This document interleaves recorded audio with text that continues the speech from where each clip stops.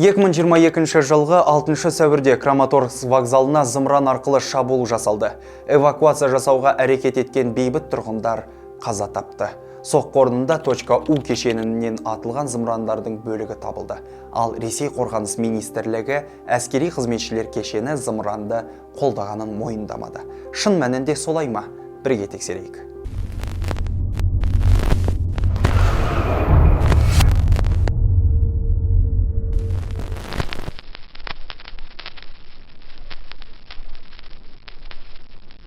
.У тактикалық зымырандары тек Украинада қолданылады.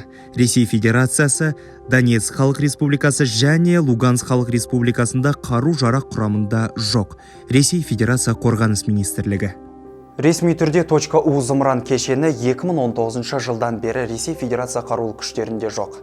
Алайда мұның жалған екенін және оның кейбір әскери бөлімдерде 2020-2021 жылдардан кейінде болғанын дәлелдейтін құжаттай дәлелдер бар.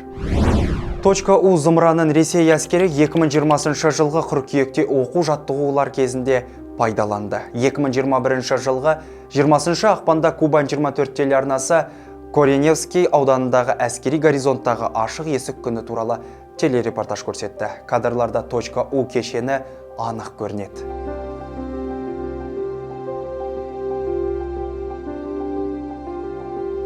Ресей агрессиясы символдарының бірі В әрпімен белгіленген. .У 2022 жылдың Гомельде және Минск маңындағы Мачулищи аэродромы аймағында байқалды. Бұл кешендердегі камуфляж беларустық емес. Осылайша Ресей қорғаныс министрлігі ресми мәлімдеме жасаса да, бізде .У кешендерін тек украиналық әскерилер емес, Ресей әскері де қолданатыны туралы жеткілікті дәлел бар. Құрметті оқырман, Фактчек KZ сайтын оқып, әлеуметтік желілерге тіркеліп, видеоларымызда бөлісіңіздер.